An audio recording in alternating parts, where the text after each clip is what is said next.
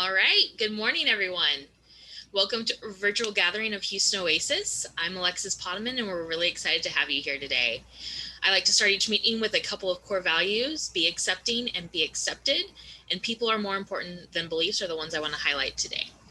We've got a great lineup for you. We've got a couple of songs from Ermelinda Cuellar, and our main talk will be from Richard Blaine. We'll have our main talk, go into breakout rooms before coming back for some Q&A. So let's go ahead and get this morning started with some music from Ermelinda Cuellar.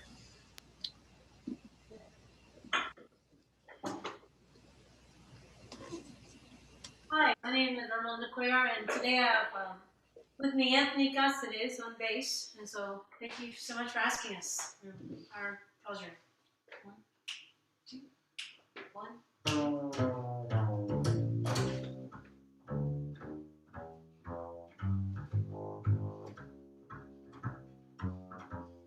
Under a blanket of blue, just you and I beneath the stars, wrapped in the arms of sweet romance.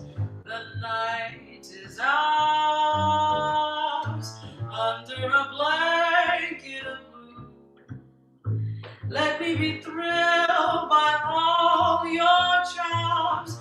Darling, I know my heart will dance within your arms.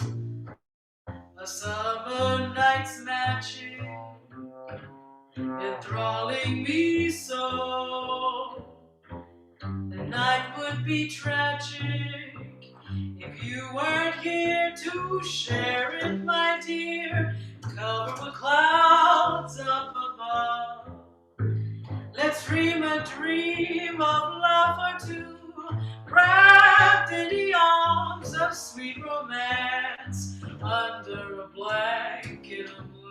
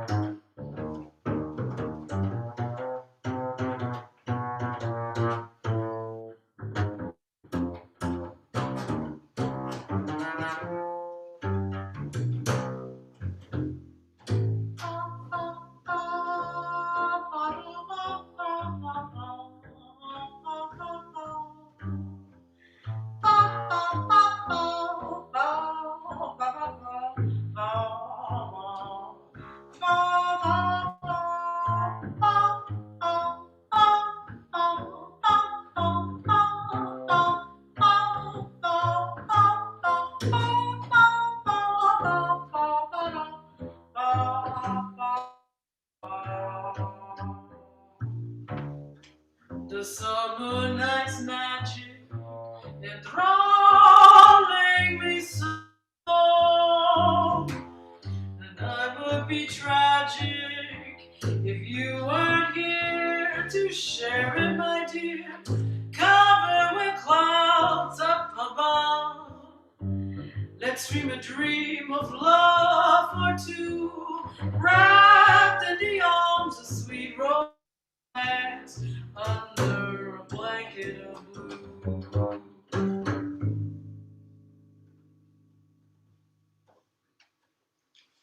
All right, so that was Under a Blanket of Blue. Thank you. We're going to do a song called Embraceable You. 1, 2, 1, 2, 3, 4.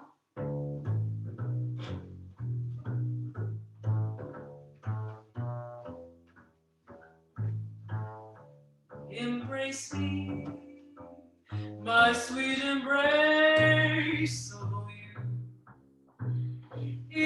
Embrace me, my irreplaceable you. Just one look at you, my heart grew tipsy in me. You and you alone bring out the gypsy in me. I love all the many charms about you. Above all, I want my arms about you. Don't be a naughty baby. Come to mama, do. My irreplaceable you.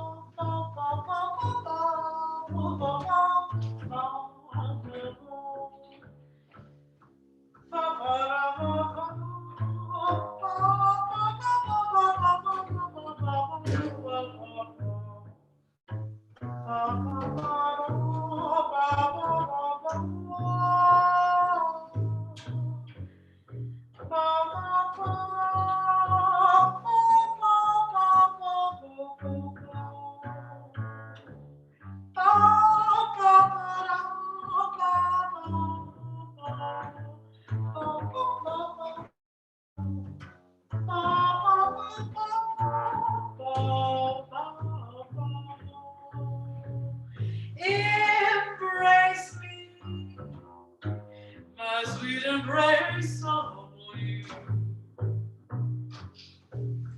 Embrace me, my irreplaceable you.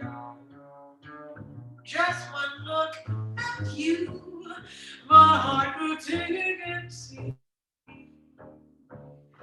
For you and you alone, bring out the gypsy in me.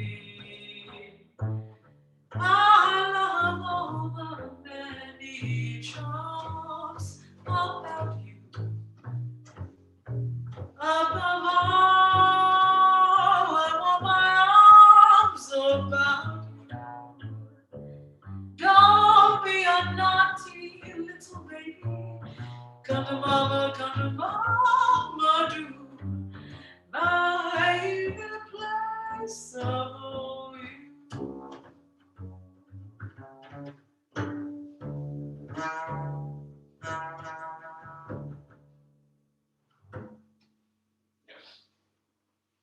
All right, thank you.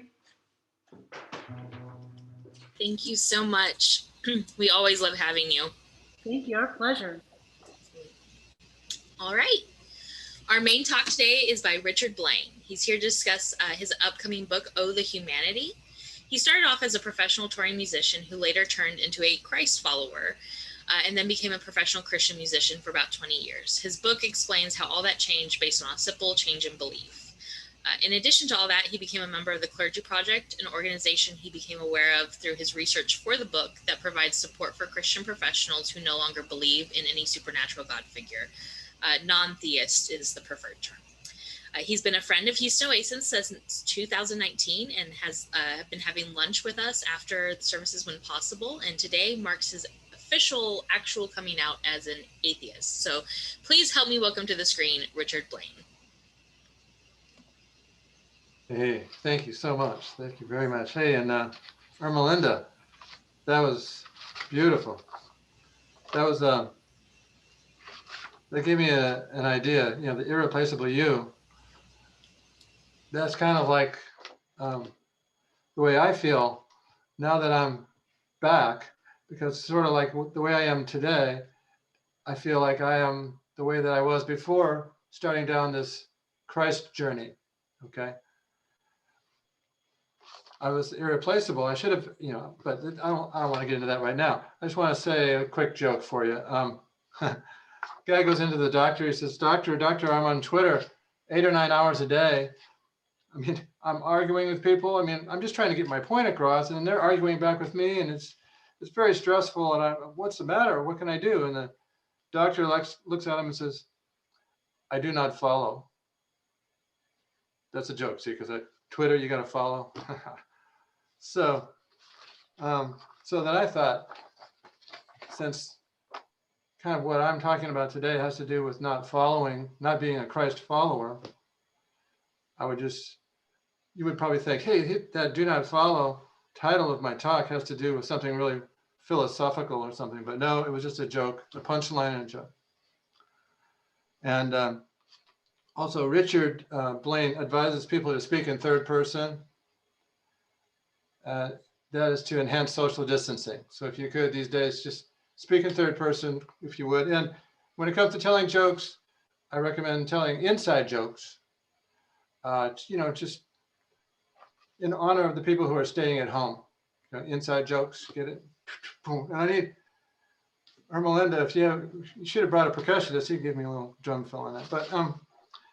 But anyway, I just wanted to say that one more joke, actually. When one door closes, another one opens, right? Otherwise, it's a pretty good car. Get it?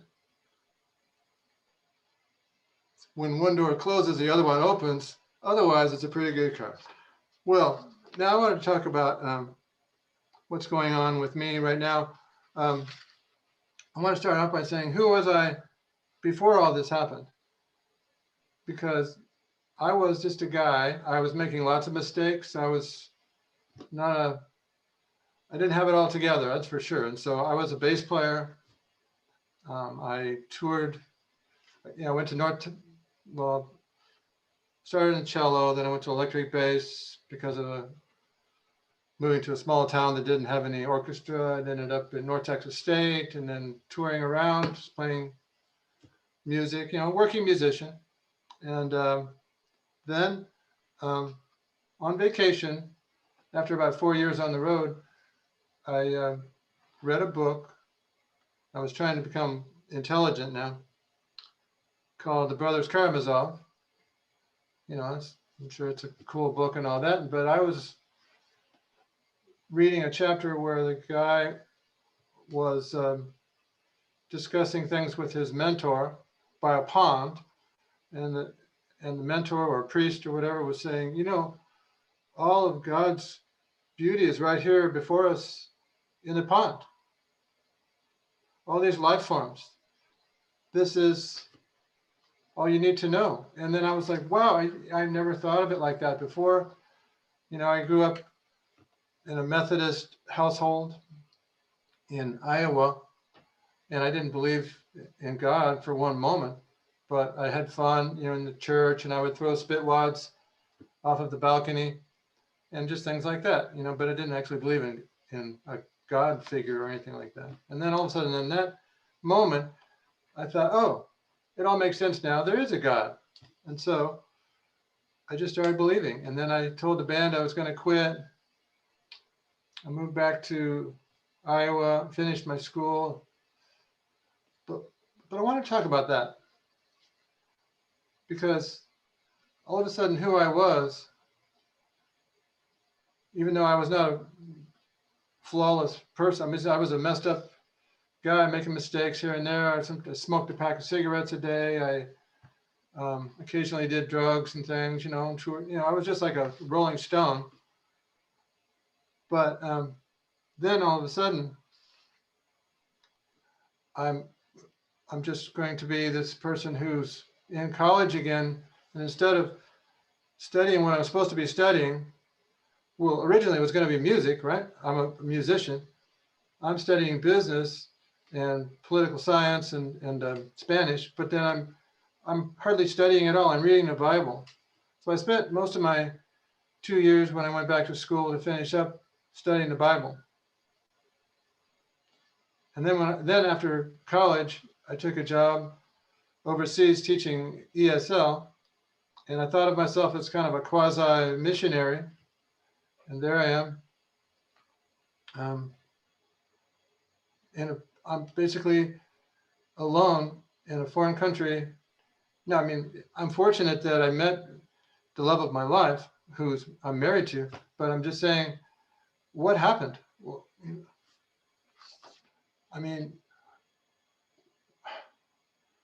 I just wanted to emphasize that becoming what they call a Christ follower or a Christian, by the book, if you're like a fundamentalist, or you got to follow you become what they call a Christ follower, that involves some serious, serious life change.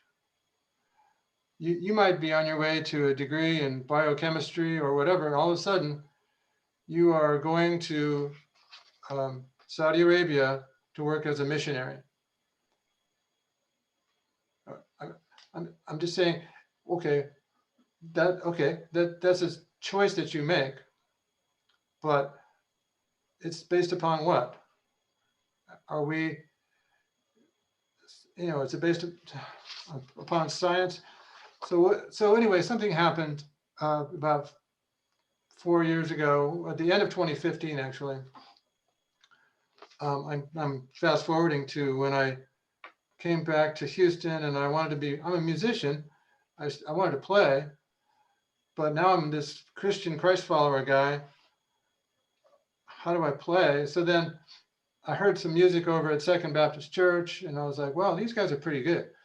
So I wrote them a letter, and then I got to play with them for the summer, and then I started just taking gigs all the time in these churches, and I've been working as a Christian musician for 20 years or so.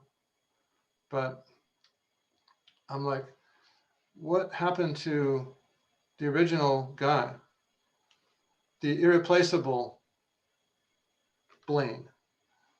Now I'm Richard Blaine. Richard Blaine is my pen name. So I started getting up in the morning and just writing about it, because I didn't know how to voice my concerns or my doubts. I tried talking with a couple of people about it, and they're like, oh, you just need to pray more. You should go to a men's Bible group or men's study group, or you should read this book. That was not what I was wanting to hear. I was just trying to understand, am I really believing in a God figure, or what? So anyway, I started writing about it, and the way that I worked out of this is, one chapter at a time, writing, and it was a good chance for me to explore some ideas. And along the way, this guy that I had known in grade school, he contacted me. He noticed something about my posting on Facebook that sounded a little bit off. He's like, "Are you okay?" I never publicly declared all of this. But I may have said something a little bit that hinted at it. And then he was like, "So what's going on with you?" And then he is a liberal Christian, but he's still a Christian. And that's something that I came across a lot too. So anyway, he referred to me to a couple of liberal theologians, and also a great author named Bart Ehrman. And you can look him up. He has got a website called bartehrmanblog.org, I think. That's EHRMAN. But anyway, so that was great. He opened my world a little bit, but it didn't really change me much. I had made my decision that I didn't believe in God anymore, and so I just kept writing. Meanwhile, I'm still a musician, and so all these 20 years have gone by, and what songs do I know? I know all the Christian songs. So who's going to hire me now? I mean, I know some jazz songs. I can play some funk. I can do, but in this town, oddly enough, one of the easiest jobs to get, and the people hiring the most, are churches. This is a very much church-oriented town, I think. So I just kept playing on Sundays. Even after 2016, I continued to play, but I didn't really talk about it openly, the fact that I didn't believe in God anymore. And yet I wanted to, or I knew that I should. Actually, today is kind of the first time I'm publicly talking about it. Although I do have a podcast. it's under the name Richard Blaine. And so if you listen to it, you could tell, oh, that's Blaine's voice. That's not Richard somebody or whatever. So I'm out there. I just haven't really I haven't publicized it or told people about it. Now, I've got some notes here I want to touch on. Let's see. And also, if you have questions at all for me, you can put them in chat, or they're going to ask me later, Q&A and that sort of thing. So feel free to ask me questions like, what the heck are you doing? But that's cool. So here's a question for myself. What was the impact of following Jesus on my life? Basically, what happened to me, and I was about 23 years old. I quit playing music. I mean, this is amazing to me. I've been nothing but bass player since the age of 14. I was a cello player before that until we moved to this town that didn't have any orchestra. So, but I was all about the bass. You heard the song about It's All About the Bass. That was me. I was just bass. And then when I went to Denton, Texas, studying there, I just practiced bass all day long. Jaco Pastorius, just whatever I could do. I was always going to be playing a bass gig, which is not a great plan for life, by the way. To say, oh, I'm going to go my whole life, all I'm going to do is play the bass. Isn't that great, Mom and Dad? No, it's not great. It's not a great plan at all, but that's who I was. All of a sudden, I'm a Christ follower, and I felt God was telling me to stop playing the bass. So I just stopped playing bass. Not totally. I was there in college, not playing the bass. And in college, I went into the student union, and there was this big display, Campus Bible Fellowship. And I'm like, hey, that's for me because I need to learn more about the Bible. So I joined up with them. I didn't know, by the way, that this is probably one of the most fundamentalist groups you could possibly join. But anyway, I just thought all Christian groups are the same. And they seemed like a good group, nice guy greeting me at the table. So I joined up with them, and my life became going to church on Wednesday night. Thursday night was a group meeting. Then Sunday morning and Sunday night. Okay, that was and then eventually I ended up moving into what they call the greenhouse, where other people from the group lived. So basically I was living with the group.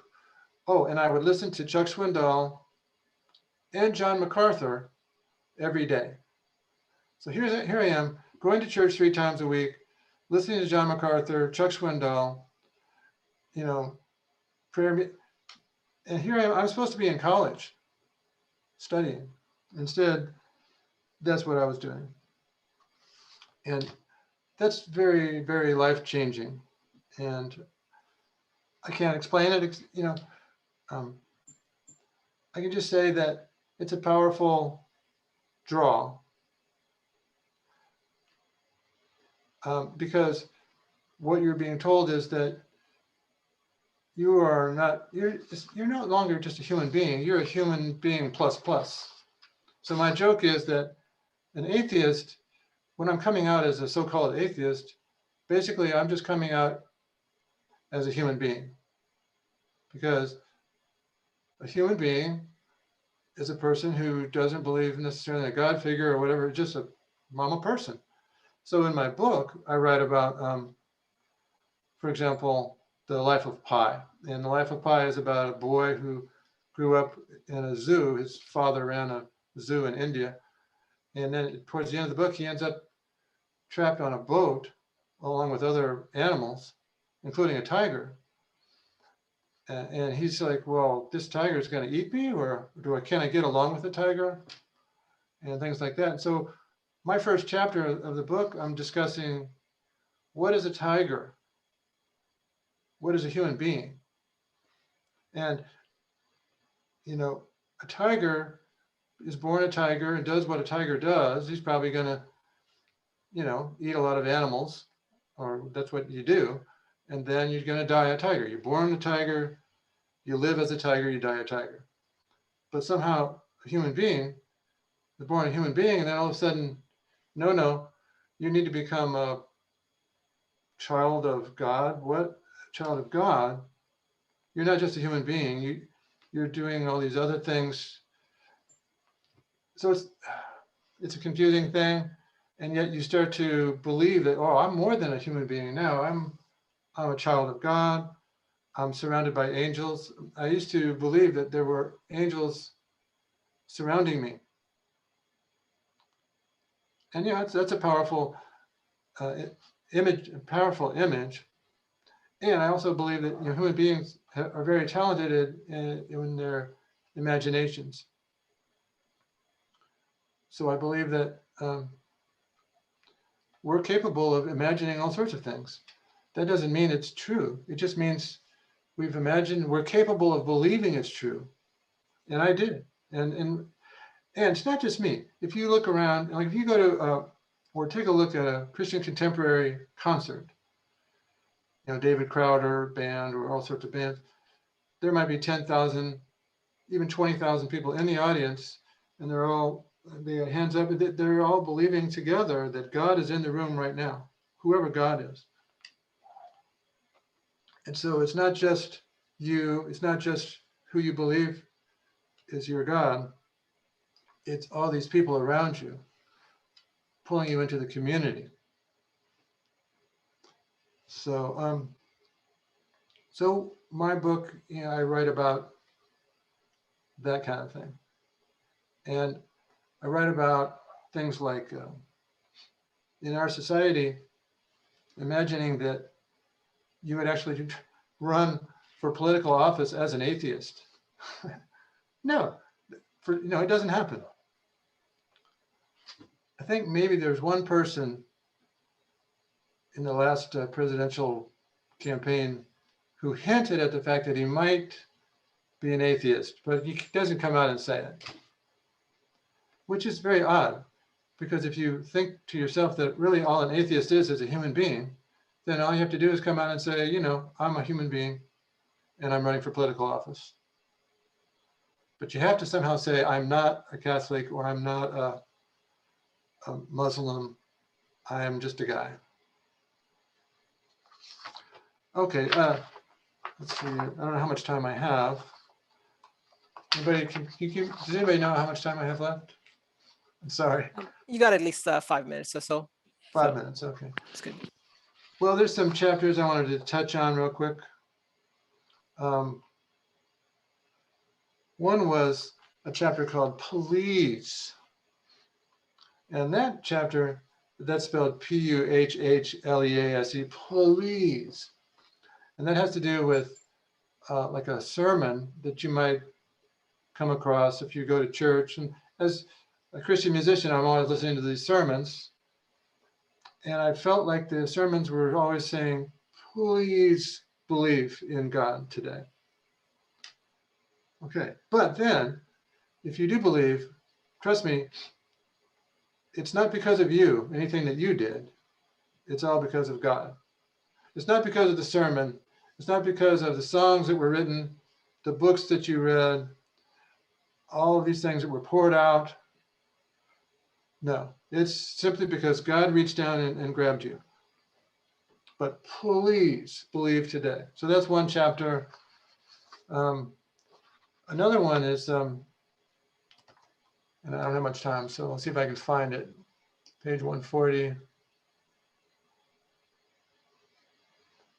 Are you going with me? Now that is a famous song by Pat Metheny. And I can just talk about that a little bit. Pat Metheny and Lyle Mays, they formed what was called the Pat Metheny Group. And when I wrote this book, and by the way, it is published. When I originally wrote to y'all, I said this book has not been published. I went ahead and published it on Friday. I decided to go ahead and go for it. But, Pat Metheny And Lyle Mays had a great commitment.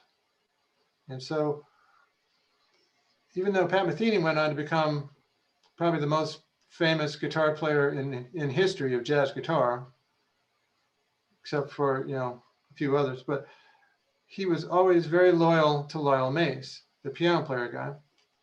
It was that commitment.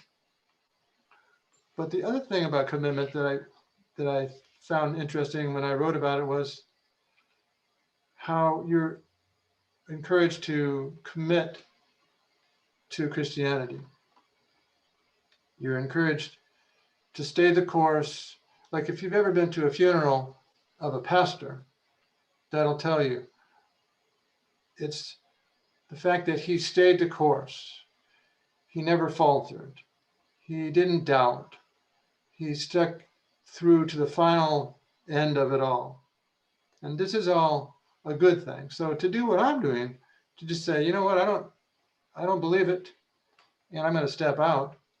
It's like, whoa, this is counter to everything that you've been taught.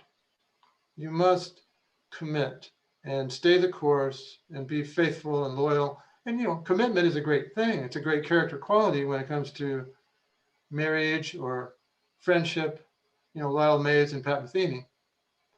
But when it comes to believing in a God figure, in a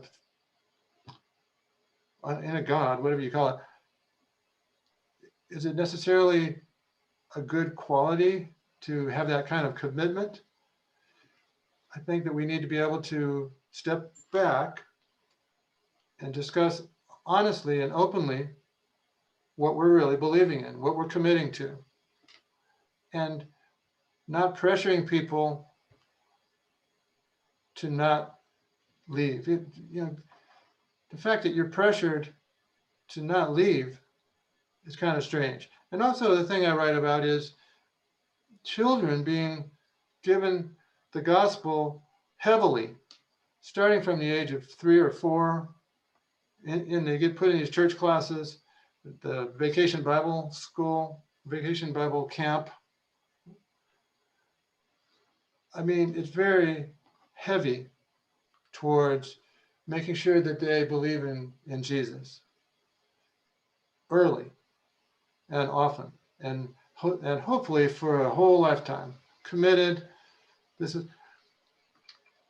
But I think that's unfortunate because we don't get a chance, as these children are not getting a chance to step back and explore what we're really believing in and why.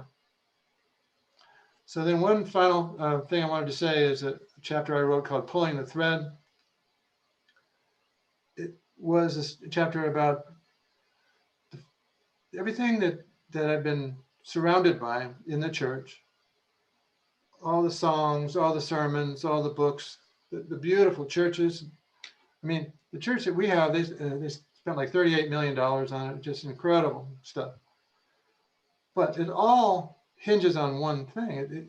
It hinges on the fact that there is a God and that Jesus Christ is Lord. That's essential. And so my chapter called Pulling the Thread, I pull the thread. It's like pulling the thread of a sweater, and then it all kind of unravels. If you pull the thread and say, you know what, I don't believe in God. Well, then what happens to the hymns? What happens to all the books that were written, the great song? I just pulled the thread. So that's one of the many topics that I explore. Do I have ears? That's a good one. Do you have ears to hear? Because what people talk about is, well, you don't have ears to hear. That's why you're not understanding that there's a God. He who has ears to hear will believe. And so if you're not believing correctly, that's probably because you don't have ears to hear. And it's an interesting topic, which I write about that. But that's all I have to say for today. I think I talked my 25 minutes, right? Thank you so much. Excuse me. You're welcome. it's definitely an interesting transition coming out of religion. So we really appreciate you taking the time to explain um, your book and your experience. Thank you. All right. And oh, one more thing I forgot to mention, sorry, No. is that the Clergy Project celebrated its 10th anniversary yesterday. And the Clergy Yeah. Project is a group that I learned about when I was doing research for my book, and then I joined later on. But they started with just 50 members, and now they have over 1,000. And I was like number 996, I think. Awesome. So they wanted me to mention that. Okay. Happy anniversary, happy 10th anniversary, the Clergy Project. Happy 10th anniversary. Um, we are going to take a quick break and then come back for some Q&A. Does that work for you? Sure, thank you. Awesome. Okay, so we are going to take a quick break, give people a chance to get up, go to the bathroom, refill your coffee, also get a chance to join some breakout rooms and just kind of chat with some people, and then we'll come back for some Q&A after about a 10-minute break. And if you're joining us on Facebook or YouTube, this is a great chance to get your questions into the comment section, and we can get them over here into Zoom for after the break to ask Blaine. All right. Thank you.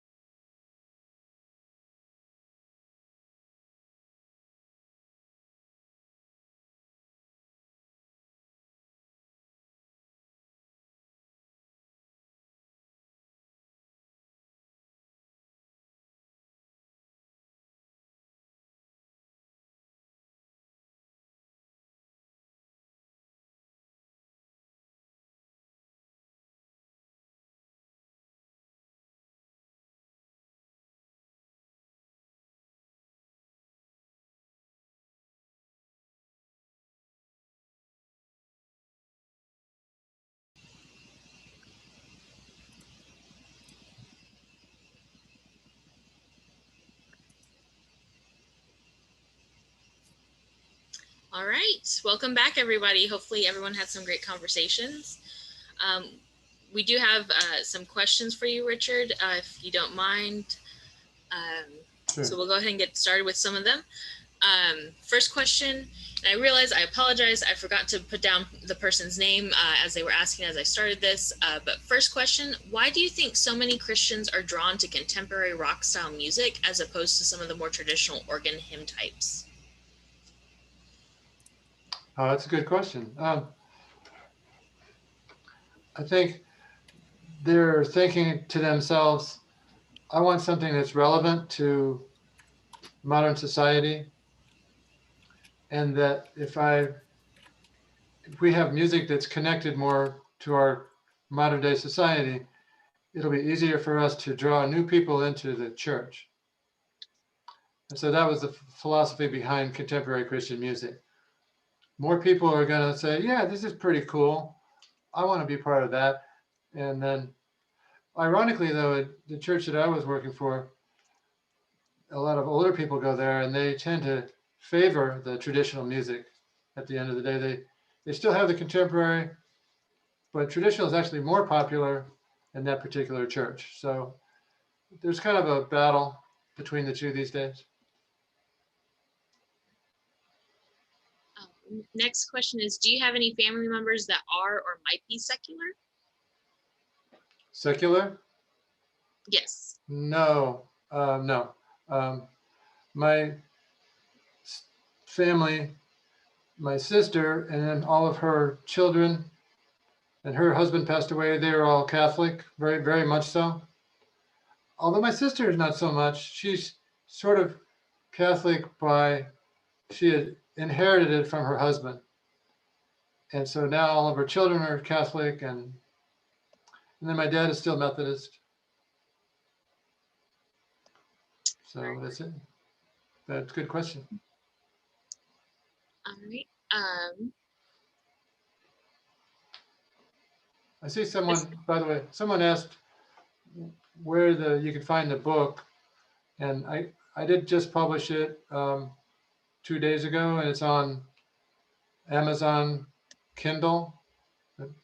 Kindle, you just go to Amazon and you can type in "Oh the Humanity" by Richard Blaine. You'll find it in there as a electronic book, Kindle book. You can put it on your Kindle.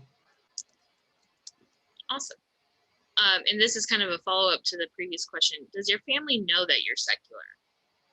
Yes, my wife does, and she was gracious about the whole thing, and we've worked it out. And then I don't talk about it too much with them, and they're not too worried about it. They just love me for who I am, and that's good. So I'm happy about that. That's very good. Question from Roger. What was the straw that finally broke the camel's back for you? Yeah, I felt like I was not telling the truth. I felt like no, that's not true. What I felt was, this can't be true. And I just felt to myself, it was just something about being honest. Am I really being honest here? Is this really? I don't think that there is a God. And so then I just started. It was more of a gradual thing.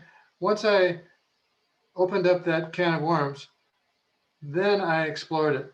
I don't like to use the word worms, but I'm just saying, once I allowed myself, that's the thing. You've got to allow yourself, first of all, to go down the path of, okay, I don't think there's a God. And I will have to say, a lot of Christians do not allow themselves to go down that path. You're instructed to not doubt. The one who doubts is like a wave of the sea, driven and tossed by the wind. No, don't go there. So you're already advised not to even go there. But once I allowed myself to go there, then I started opening that door a little bit and a little bit more and realizing I've got to explore this. And I'm glad I did, but it's been challenging. Thanks for the question. All right, these are a couple more that are just more comments. In some ways, you're correct that all Christian groups are the same. They make up stuff, claim it comes from the Bible, yet know nothing about the Bible. They don't know who wrote it, when it was written, why it was written, and especially decide the contents and when that was decided. So it was just kind of more of a comment on something you brought up. And then another comment. No, I have a comment. I have a Okay. reply to that, though, even though it's not a question. Is yes, the more I got into this, and especially reading Bart Ehrman that I mentioned in my talk, and he is, by the way, he still teaches at the University of North Carolina religious department, even though he is now not a Christian himself. He was before, but when I started realizing that we don't know in a lot of cases who actually wrote this chapter, who wrote that chapter, when it was written, there's a lot of things that I thought that we knew, we don't actually know. And the strange thing is, you're not really told about that either. When you're given a sermon, you're given a sermon from Luke or from Matthew or John, and they don't go much into who really wrote that or when was it written. I find it amazing that is avoided. And it turns out that should not be avoided at all, because it's just any type, when you're studying historical documents, one of the things I learned that Bart Ehrman does, you ask questions about when it was written, what was the time, what was the culture of the time. You ask questions, and then you determine its veracity. None of this stuff is really explored when you're getting a sermon. It's more about the feeling of the message and not the historicity of what you're talking about. Great. Thank you. And then the next comment is the Apostle Paul writes, faith is the evidence of things not seen. How's that for an intellectual trap? Oh, yeah. Well, faith. That's a good one. Right. The fact that you don't believe is because of not having enough faith. We were just talking about something like that. Yeah. I get tired of just depending upon things that you don't see. I wanted to depend on things that are evidentiary as much as I can. Oh, but I do write about this because I'm a musician. Excuse me. I believe in spiritual music. I mean, I believe in, when a musician gets deep into a song, something takes over. It's spiritual. You could use the word spiritual, but by that I mean it comes from within your soul. It comes from within your human psyche. It comes from all the things that you've learned as a musician, that you've listened to over the years. It became part of who you are as a musician. It doesn't mean that the Holy Spirit came down and started playing music through you. And, like I played some Christian music seminars and stuff where everybody was encouraged to go ahead and let the Spirit take over. And so I did, I would let the Spirit take over and just start improvising. And the Spirit is now playing through me. No, that's just called improvising. When I was a jazz musician, before I ever believed in Jesus, I also let the Spirit take over, quote unquote, because I was improvising as a musician, as a person who loves music and believes in serving the song and getting deep into what we're performing. So that's my answer to that. All right. Next question. Have you written any music about transitioning to secularism? About what? To being secular. Music about being secular. For your transition. I'm starting to write some music. I wrote one recently called Destined for Greatness. It's like, today's going to be a great day. Really great day it is. Today is going to be a great day. Yeah, I'm just talking about, that's just a funny song. I don't want to get too deep into it, but there's a double meaning to that song. So I started thinking about things like that. Like, a lot of rock songs have a double meaning. Yeah. And that particular song has one. But then I was watching this show on, I don't know, Channel 13 or something, Great Day Houston. And I was thinking, man, I just wrote a song called It's Going to Be a Great Day. Somehow I got to get that song recorded and turn it over to them and say, hey, this could be your song. It's going to be, Great Day Houston. What do you think? But I don't have a recording of it yet that I can share it with them. But yeah, I want to write more songs and definitely, or play, jazz is easy because you're not having to deal with the lyrics if you're talking about instrumental jazz. But I think I would like to write more with lyrics that don't have anything to do with religion. Thank you very much. Well, Jeff is the one who asked that question, and he's actually a jazz musician as well as created his own secular hymn. So maybe you two can get together for some collaboration in the future. Totally. So also, I was saying hello to Irma Linda today too, so what is Jeff's last name? Well, here, I believe he's, Jeff, you can unmute if you'd like to, and if you'd like to join in. I'm looking for him on my screen. Yeah, you're still muted. Try it again. When he moved, did he delete himself? No, he's here. You're still muted, Jeff. Okay, am I unmuted? Yes. Okay. Yeah, I write songs about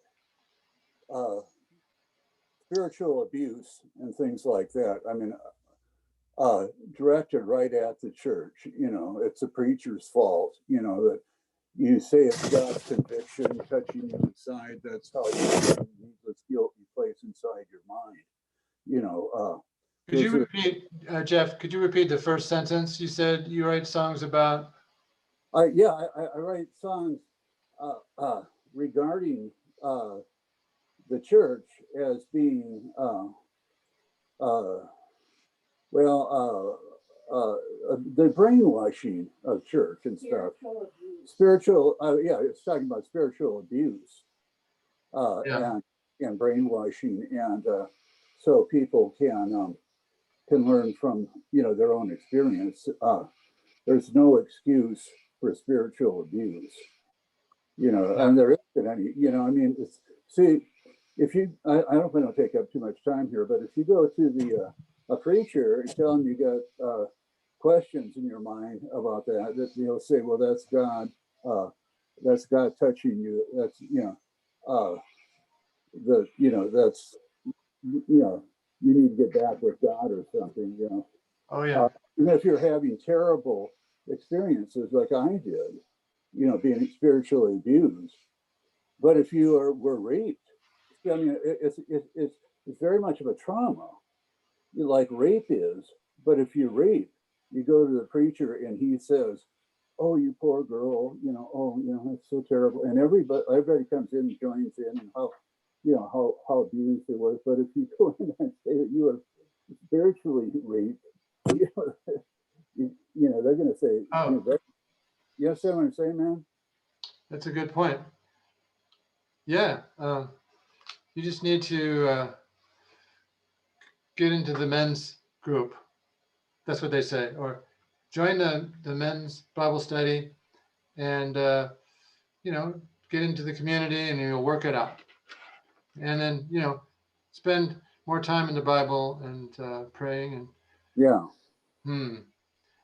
But yeah, it's hard. And I'm glad that I am on the other side of that. There's this band called Siotos, which means see you on the other side. And I feel like I'm on the other side of Christianity now. And it's nice over here. I like it. But that band is based on this trombone player who had jaw cancer or something. And he had to stop playing trombone altogether. He was a really, really good New York City trombone player. And then got his jaw worked on. And then he came back and he could only play 1/3. And then he could play 1/4 of the range. And then he could play a fifth. And he finally got back to where he had been before in terms of playing trombone. But his band is called See You on the Other Side. Siltos. So I like being on the other side. Well, we're very glad to have you on this side. Oh yeah. Well, me too. Great. And, I think that is about all the time we have for questions or comments, but after our last song, we are going to do our normal stick around for just unstructured social talk time. So feel free to stick around if you want to just keep the conversation going. okay. Awesome. Well, we're really glad you were here. Thank you so much for choosing us as your inaugural coming out space. Oh yeah. Well, thank you. All right. Before we have one last song from Armelinda and her bassist, we're going to go ahead and post the links to donate and sign up for our email list in the chat windows on here and on Facebook. While we're no longer meeting in a physical space, we are still paying our musicians and have some fixed expenses. And so if you'd like what we're doing and you're able to, please consider donating. So with that, we'll have one final song from Armelinda.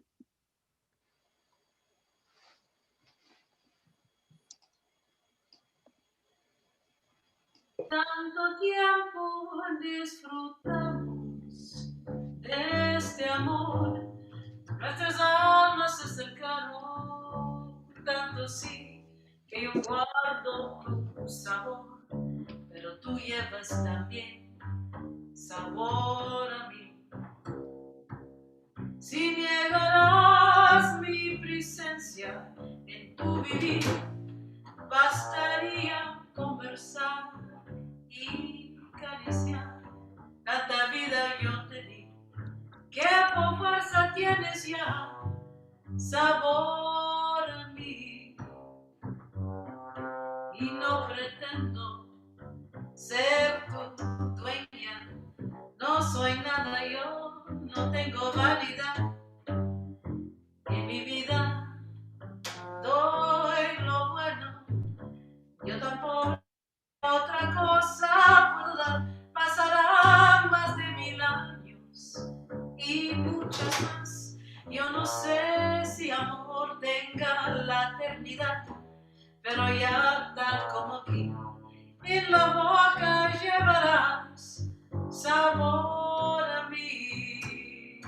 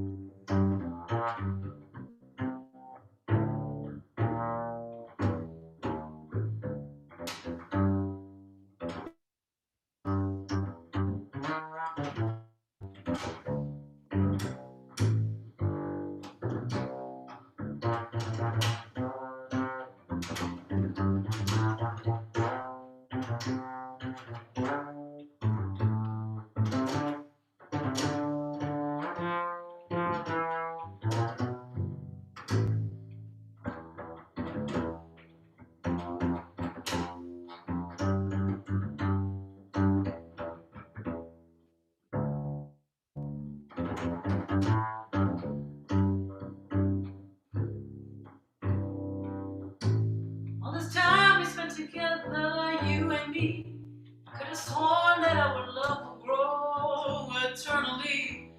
But I know that if you leave, in your heart there'll always be sabor a mí.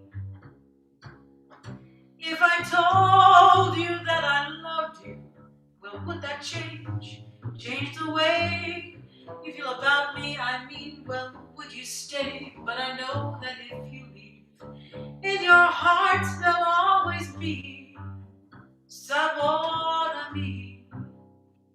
And I won't pretend to be a maker. I am no one, and I have no vanity in my life. I've done the best I can. I'm a poor soul and have nothing more to give. A million years can pass us by, or even more. I don't know if our love will go by. Lovely doors, but I know that if you leave, in your heart there'll always be someone to me. In your heart there'll always be someone to me.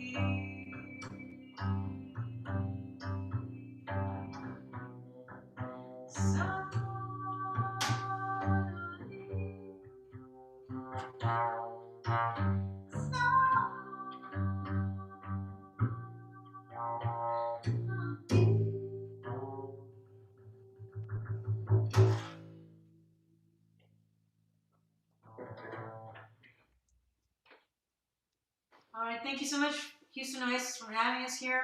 Anthony Castedes on bass and myself. Thank you so much for having us. Have a lovely day. Thank you. Thank you so much for being here, and y'all have a lovely day as well. Thank you. Yeah. All right. Special thank you to Ermelinda, Anthony, and Richard for being here today. And thank you to everyone for showing up. I know it's been a year of virtual meeting, and we are looking forward to seeing everyone in person when it's safe again. So hopefully that is sooner rather than later with all these vaccines rolling out now. So don't forget to join us tonight for yet another coronavirus conversation, 8 p.m. with Drs. Richard Andrews and Will Judy. We also have a food bank volunteer event coming up in April, and we're hopefully going to have some small in-person outdoor gatherings here now that the weather is getting a lot better too. So keep an eye out for our future emails, Facebook posts, meetup, however you keep in contact with us, and we'll see you next week.